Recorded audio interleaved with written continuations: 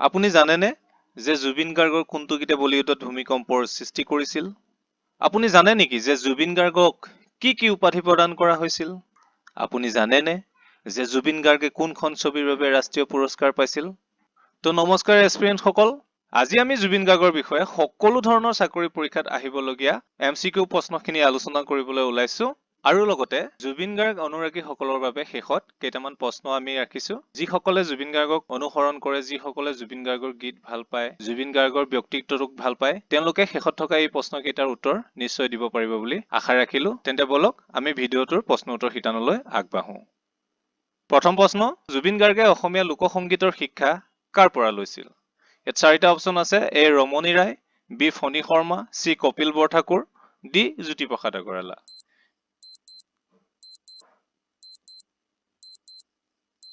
ইয়াৰ শুদ্ধ উত্তৰ হৈছে অপচন এ ৰমণী ৰায়। নেক্সট কুৱেশ্যন, জুবিন গাৰ্গে কোনখন ছবিৰ বাবে শ্ৰেষ্ঠ সংগীত পৰিচালক হিচাপে ৰাষ্ট্ৰীয় ৰজত কমল বঁটা লাভ কৰিছিল? চাৰিটা option. Option A the underworld, B Pakeezah, C echoes of silence, D doctor Bezbaruah 2।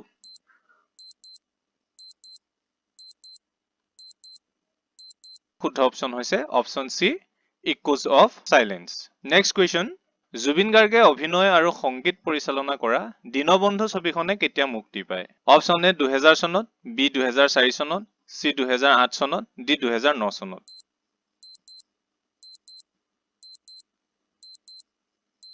শুদ্ধ উত্তৰটো হৈছে অপচন বি 2004 চনত।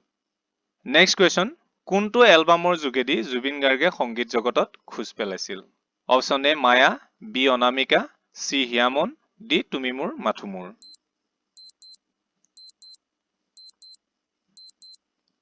এই প্ৰশ্নটোৰ শুদ্ধ উত্তৰ হৈছে অপচন বি অনামিকা। আপোনালোকে প্ৰত্যেকটো প্ৰশ্নৰ উত্তৰ আমি কোৱাৰ আগতে কমেন্ট বক্সত জনাব, তেতিয়া আপোনালোকে পাব আপোনালোক এই সম্বন্ধে কিমান জ্ঞাত।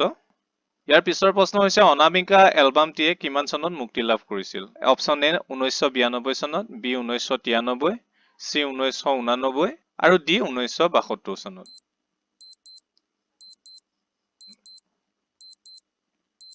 শুদ্ধ উত্তৰটো হৈছে অপচন এ 1992 চনত। নেক্সট কুৱেশ্যন, জুবিন গাৰ্গে সৰুতে তবলাৰ শিক্ষা কাৰ পৰা লৈছিল?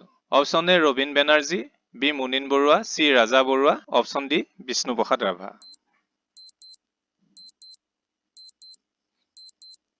এই প্ৰশ্নটোৰ শুদ্ধ উত্তৰ হৈছে অপচন এ ৰবীন বেনাৰ্জী। নেক্সট কুৱেশ্যন, জুবিন গাৰ্গে প্ৰথম অভিনয় আৰু পৰিচালনা কৰা অসমীয়া ছবিখনৰ নাম কি?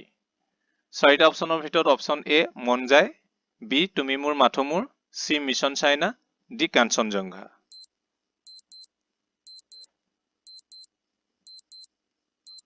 শুদ্ধ উত্তৰটো হৈছে অপচন বি তুমি মোৰ মাথো মোৰ। ইয়াৰ পিছৰ প্ৰশ্ন, জুবিন গাৰ্গৰ বিখ্যাত চলচ্চিত্ৰ মিছন চাইনা কিমান চনত মুক্তি পাইছিল? অপচন এ 2015, বি 2017, চি 2019, ডি 2021 চন।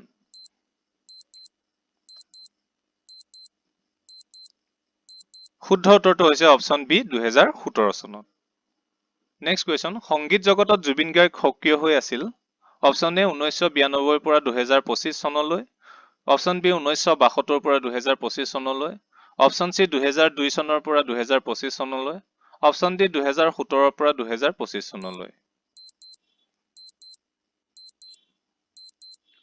শুদ্ধ উত্তৰটো হৈছে অপচন এ 1992 চনৰ পৰা 2025 চনলৈ। ইয়াৰ পিছৰ প্ৰশ্ন, জুবিন গাৰ্গৰ বিখ্যাত হিন্দী গীত ইয়া আলী কোনখন ছবিত আছে? Option A big brother, option B Fiza, option C gangster, option D Kaante.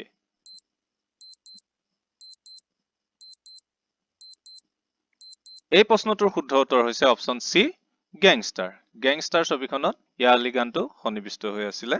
এই ইয়া আলী গীতটোৱে 2006 চনত বলিউডত এক জোকাৰণিৰ সৃষ্টি কৰি গৈছিল আৰু এই গীতটোৱে সমগ্ৰ ভাৰতৰ লগতে গোটেই পৃথিৱী জুৰি জনপ্ৰিয়তা লাভ কৰিছিল। নেক্সট কুৱেশ্যন, জুবিন গাৰ্গক কেতিয়া বিজ্ঞান আৰু প্ৰযুক্তি বিশ্ববিদ্যালয় মেঘালয় অৰ্থাৎ USTM সন্মানীয় ডি লিট ডিগ্ৰী প্ৰদান কৰে? অপচন এ 2025 চনত, অপচন বি 2015 চনত, চি 2023 চনত, ডি 2024 চনত।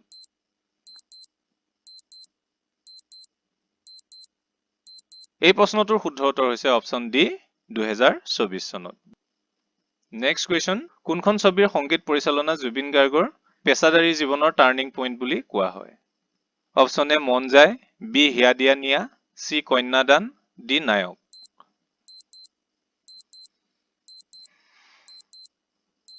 এই প্ৰশ্নটোৰ শুদ্ধ উত্তৰ হৈছে অপশ্যন বি হিয়া দিয়া নিয়া। এই হিয়া দিয়া নিয়া ছবিখনত গীত গাই জুবিন গাৰ্গ সকলোৰে মাজত জনপ্ৰিয় হৈ পৰিছিল। নেক্সট কুৱেশ্যন, জুবিন গাৰ্গৰ জন্ম কিমান চনত হৈছিল? অপশ্যন এ 1927 চনত, অপশ্যন বি 1983 চনত, অপশ্যন চি 1972 চনত, অপশ্যন ডি 1975 চনত।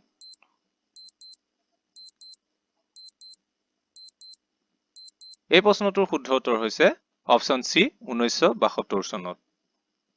নেক্সট কুৱেশ্যন, জুবিন গাৰ্গক কি নামেৰে জনা যায়? Option A heartthrob, option B Goldie, option C Luit Kantha, option D ওপৰৰ গোটেইকেইটা।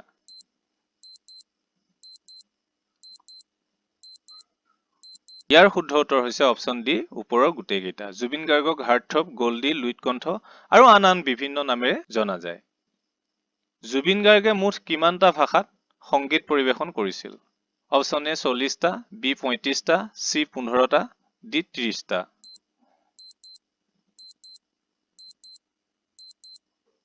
শুদ্ধ উত্তৰ হৈছে অপশ্যন এ 40টা ভাষাত। জুবিন গাৰ্গে মুঠ 40টা ভাষাত সংগীত পৰিৱেশন কৰিছিল। নেক্সট কুৱেশ্যন, জুবিন গাৰ্গৰ মৃত্যু কেতিয়া হৈছিল? Option A 19 September 2025, B 21 September 2025, C 20 September 2025, D 23 September 2025।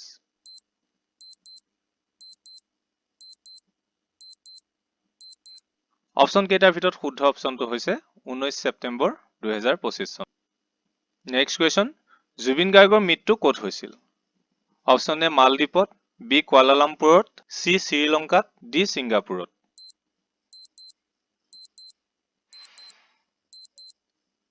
শুদ্ধ অপশ্যনটো হৈছে অপশ্যন ডি ছিংগাপুৰত। এটা ৰহস্যজনক দুৰ্ঘটনাত জুবিন গাৰ্গৰ মৃত্যু হৈছিল। নেক্সট কুৱেশ্যন, পৰৱৰ্তী সময়ত জুবিন গাৰ্গৰ কোনটো গীত প্ৰাৰ্থনালৈ পৰিণত হৈছিল? অপশ্যন এ অন্ধ আকাশ, বি মায়াবিনী, চি বাটৰে শেষতে, ডি সপোন সপোন।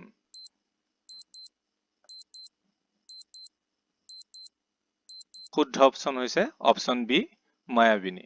মায়াবিনী ৰাতিৰ বুকুত শীৰ্ষক গীতটিয়ে শেষলৈ অৰ্থাৎ তেওঁৰ মৃত্যুৰ পিছত প্ৰাৰ্থনালৈ পৰিণত হৈছিল।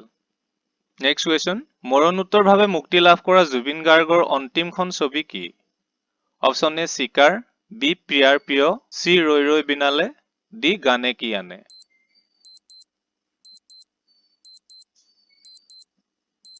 শুদ্ধ উত্তৰটো হৈছে অপশ্যন চি ৰৈ ৰৈ বিনালে। ৰৈ ৰৈ বিনালে ছবিখন 2025 চনৰ 31 অক্টোবৰ তাৰিখে মুক্তি লাভ কৰিছিল। নেক্সট কুৱেশ্যন, জুবিন গাৰ্গে বাণীবদ্ধ কৰা অন্তিমটো গীত কি? বাণীবদ্ধ অৰ্থাৎ ৰেকৰ্ডিং কৰা অন্তিমটো গীত কি? অপশ্যন এ বাটৰে শেষতে, বি ৰৈ ৰৈ বিনালে, চি মনৰে কইনা, ডি এজাক বৰষুণে।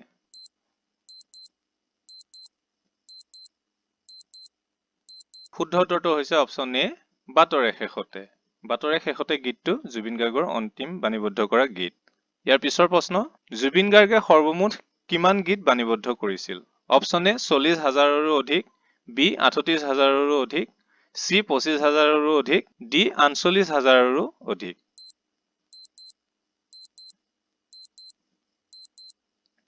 শুদ্ধ অপশ্যন হৈছে অপশ্যন বি 38,000ৰো অধিক গীত তেওঁ বাণীবদ্ধ কৰিছিল। তো এক্সপিৰিয়েঞ্চসকল, আপোনালোকে আপোনালোকৰ স্ক'ৰটো কমেণ্ট বক্সত জনাব। এতিয়া আমি আহিছো জুবিন গাৰ্গ সম্বন্ধিত আপোনালোকলৈ আগবঢ়োৱা কেইটামান প্ৰশ্ন। চাওচোন আপোনালোকৰ কোনে কোনে এই প্ৰশ্নকেইটাৰ উত্তৰ দিব পাৰে। জুবিন গাৰ্গ সম্বন্ধিত আপোনালোকলৈ প্ৰথম প্ৰশ্ন হৈছে যে জুবিন গাৰ্গৰ প্ৰিয় ফুটবল খেলুৱৈ কোন? দ্বিতীয়তে, জনপ্ৰিয় চিনেমা মিছন চাইনাত ভিলেইনৰ চৰিত্ৰত অভিনয় কৰা অভিনেতাজনৰ নাম কি? তৃতীয়তে, জুবিন গাৰ্গে মায়াবিনী ৰাতিৰ বুকুত গীতটি কোনখন ছবিৰ বাবে গাইছিল? প্ৰিয় প্ৰত্যাশীসকল, আপোনালোকে আপোনালোকৰ উত্তৰবোৰ কমেণ্ট বক্সত জনাবলৈ নাপাহৰিব। অন্য এটা ভিডিঅ' আপোনালোকলৈ লৈ অহাৰ প্ৰতিশ্ৰুতিৰে আজিলৈ সামৰিছো। ধন্যবাদ।